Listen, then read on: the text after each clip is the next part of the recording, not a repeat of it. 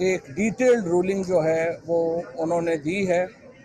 Speaker का जो इख्तियार है वो लामहदूद है इस ज़मन में। और अभी पिछले ही हफ्ते आपने देखा होगा कि जो एक फ़ैसला आया सादक संजरानी साहब के केस में, जहाँ पे पिछली दफ़ा जो वोट काउंट हुआ था सेनेट में, उसमें जो इस्लामाबाद हाई कोर्ट है उन्होंने ये डिक्लेयर किया है कि स्पीकर की रूलिंग जो है उसको चैलेंज नहीं किया जा सकता। ये पार्लियामेंट की प्रोसीडिंग्स हैं। पार्लियामेंट और अदालत या अदलिया हमारे यहाँ सेपरेशन की थ्योरी के ऊपर चलती हैं। पार्लियामान जो है वो एक अलहदा इदारा है और मुकन्नना है, और अदलिया जो है वो जाहिर है कि उसका जो रोल है वो सेपरेट है। आज का जो फैसला है स्पीकर का वो हतमी है, उसको किसी अदालत में चैलेंज नहीं किया जा सकता। और हमारी नज़र के में अब पॉलिटिकल प्रोसेस जो है वो आगे चला गया है।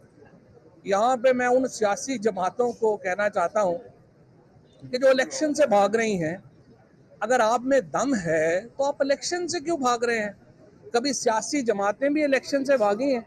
हमारी हुकूमत गई है, अब हमें तो असल में हमें अफसोस करना चाहिए कि हमारी हुकूमत गई है। पूरी पीटीआई सेलिब्रेट कर रही है, ये सारे रोना, इनके मुंह देखें जरा बेचारों के, ऐसे लटके हुए हैं, आंखों से आंसू आ रहे हैं, हवाइयां उड़ी हुई हैं। भाई आप सियासी जमातें हैं, आप इलेक्शन से क्यों भाग रहे हैं? कभी मुल्क, कभी जो अपना पाकिस्तान के जो अवाम है, अगर आप एक सही सियासी जमात हैं तो आप क्यों इस खौफ का शिकार होंगे कि हमें जो है वो अवाम से डर लगता है? अगर आप इतने शेर के बच्चे हैं तो आप आए इलेक्शन लड़ें, हम आपको कह रहे हैं इलेक्शन लड़ें। और तमाम जो आइनी प्रोसेसेस हैं वो मुकम्मल हुए हैं, उसके बाद रूलिंग आई है, उसके बाद स्पीकर की सर्टिफिकेट क्या है मुतल्लिका वजारत को कि कोई नो कॉन्फिडेंस मूव इस वक्त असम्बली में पेंडिंग नहीं है, जिसके बाद वज़ीर आज़म की एडवाइस के ऊपर सदर ममलिकत ने कौमी असम्बली को तहलील कर दिया है और मुल्क में 90 दिनों के अंदर आम इंतखाबात जो हैं वो होने जा रहे हैं। अब से कुछ देर के बाद या कल हम former leader of opposition Shahbaz Sharif sahab को वज़ीर आज़म साहब का एक खत जा रहा है, देख लेते हैं, चीफ जस्टिस साहब ने आज कुछ नोटिस दे दिया, देखेंगे।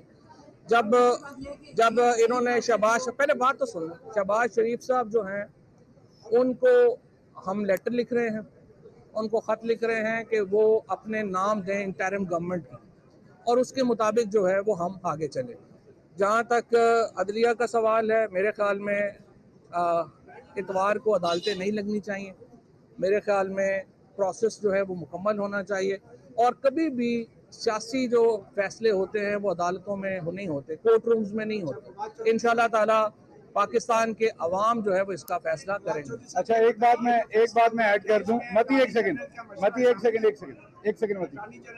आपको जवाब देते हैं इसका। एक बात मैं ऐड कर दूं कि जो 73 के आइन के तनाजुर में जो आर्टिकल 69 है उसके मुताबिक जो स्पीकर की रूलिंग है, जैसे फवाद चौधरी साहब ने पहले भी बताया, एक हाई कोर्ट का फैसला भी बताया, स्पीकर मजाज है और उसकी रूलिंग को जो है वो चैलेंज नहीं किया जा सकता। पिछले कई महीनों से ये दावा कर रहे थे कि आप अवाम के अंदर जाएं।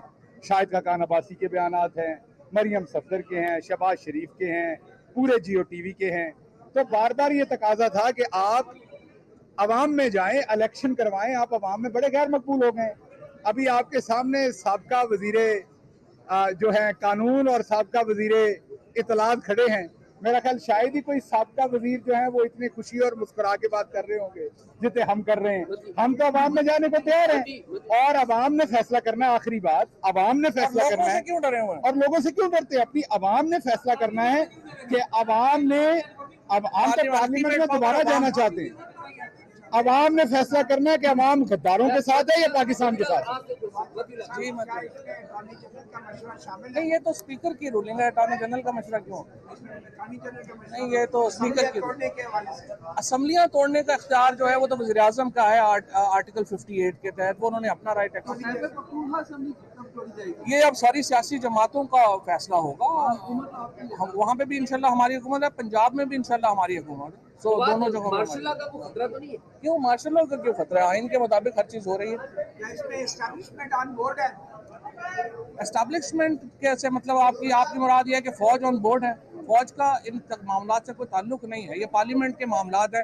एक तरफ आपको हर मामले में फौज को आप घसीट के लाते हैं, दूसरे दिन आप कहते हैं कि जी फौज को नहीं आना चाहिए। तो आप खुद भी अपनी हरकतों पे गौर करें जी। सारे सवाल हम किसी को नहीं करने ना।